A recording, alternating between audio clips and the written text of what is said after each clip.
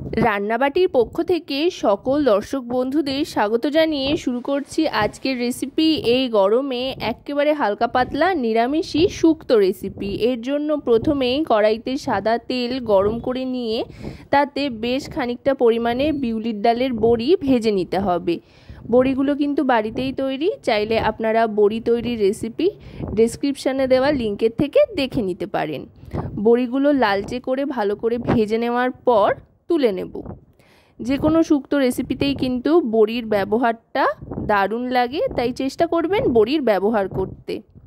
বড়িটা তুলে নেওয়ার পর এবার এই তেলেই দিয়ে দেব উচ্ছের দানাগুলো ফেলে দিয়েছি, তাতে করে তেঁতোর পরিমাণটা অনেকটাই কমে যাবে।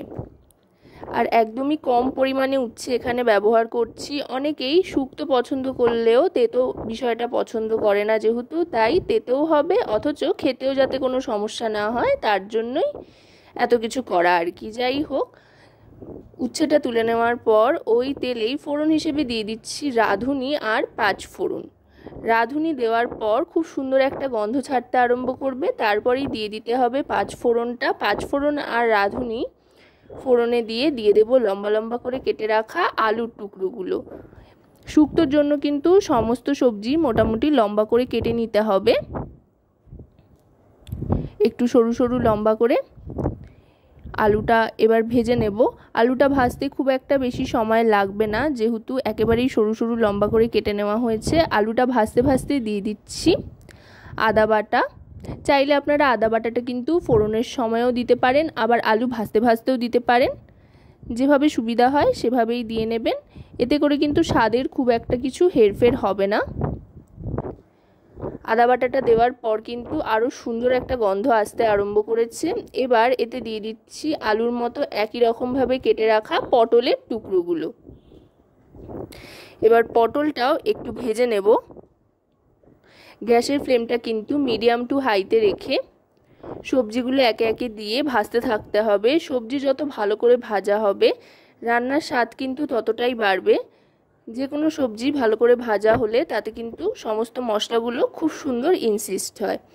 এবার এর মধ্যে দিয়ে দেব লম্বা লম্বা করে কেটে রাখা ঝিঙে। আমি আজকের এই রেসিপিতে উচ্ছে, আলু, পটল আর ঝিঙে ব্যবহার করছি। আপনারা কিন্তু আপনাদের পছন্দ মতো যে কোনো সবজি ব্যবহার করতে পারেন, বেগুন বা ডাঁটা সেগুলো দিয়েও কিন্তু করতে পারেন, খেতে খুবই ভালো লাগে। এবার ঝিঙেটাও একটু ভেজে নিচ্ছি। ঝিঙেটা দিয়ে ভাজতে ভাজতে কিন্তু সবজিগুলোর থেকে অল্প অল্প করে জল ছাড়তে আরম্ভ করবে। এবার দিয়ে দিচ্ছি আগে থাকতে ভেজে রাখা উচ্ছের টুকরোগুলো। এবার দিয়ে দিচ্ছি পরিমাণ মতো নুনটা দিলেও একটু জল ছাড়বে, আর যেহেতু শুক্তো তাই খুব বেশি মশলাপাতির ব্যবহার কিন্তু এতে হবে না। এবার এতে দিয়ে দিলাম হলুদ গুঁড়ো, খুবই সামান্য পরিমাণে। আপনারা যদি হলুদের ব্যবহার না করতে চান তো নাও করতে পারেন, তবে দিলে একটা সুন্দর রং আসে আর কি। এবার দিয়ে দিলাম জিরে গুঁড়ো 1 টিস্পুন পরিমাণে। এবার ভালো করে মিশিয়ে নিচ্ছি। সাধারণত অনুষ্ঠান বাড়ির জন্য তো আমরা দুধ শুক্তো বানিয়েই থাকি, মাঝে সাঝে বাড়িতে সেভাবে বানিয়ে খাই, কিন্তু এভাবেও কিন্তু আপনারা বানিয়ে দেখতে পারেন। সাধারণ শুক্তো খুবই ভালো লাগে এই গরমে খেতে, বেশ তৃপ্তি দেয় দুপুরবেলা গরম ভাতের সাথে খেতে। জল আর আলাদা করে মেশাচ্ছি না, ঝিঙের থেকেই জল ছাড়বে। তাই এবার ঢাকনা চাপা দিয়ে দেবো, গ্যাসের ফ্লেমটা একেবারে লোতে রেখে 3 থেকে 4 মিনিট মতো অপেক্ষা করে ঢাকনাটা সরিয়ে নিতে হবে। দেখুন ঝিঙে থেকে কিন্তু বেশ খানিকটা জল ছেড়েছে, আর সবজিগুলো যেহেতু প্রত্যেকটাই খুব ভালো করে ভাজা হয়েছে তাই মোটামুটি প্রত্যেকটাই কিন্তু সেদ্ধ হয়ে গিয়েছে। আর ঝিঙেগুলো দেখুন একেবারেই গলে এসছে প্রায়। এবার জল দিয়ে দিচ্ছি ঝোলের জন্য। বেশ পাতলা করে যেহেতু রান্না করব তাই জলের পরিমাণটা একটু বেশি দিচ্ছি। জল দিয়ে ভালো করে ফুটিয়ে নিতে হবে।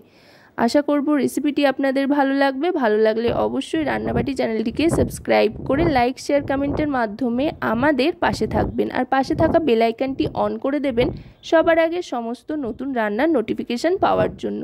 আর যদি রেসিপিটি আপনারা আমাদের ফেসবুক পেজ থেকে দেখেন তো অবশ্যই রান্নাবাটি ফেসবুক পেজটিকে ফলো করার অনুরোধ রইল। ঝোলটা ফুটতে আরম্ভ করলে ভেজে রাখা বড়ি আর সামান্য একটু চিনি দিয়ে দিতে হবে স্বাদের জন্য। বড়িগুলো দিয়ে কিন্তু খুব বেশি ফোটানোর দরকার নেই, তাহলে বড়িগুলো একেবারেই গলে যাবে।